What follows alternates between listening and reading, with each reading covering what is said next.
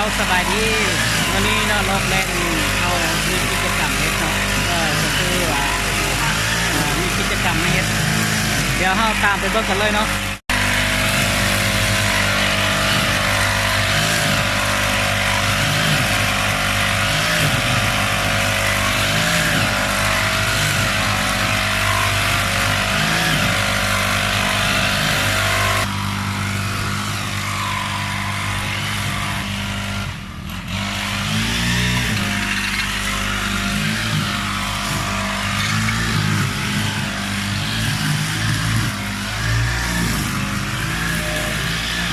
โอ้ยาน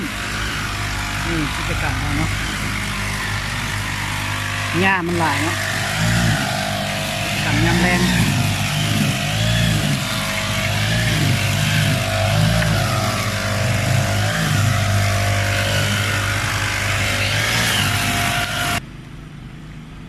นี่หญ้ากำลังหกเนาะกำลังขึ้นงามเลย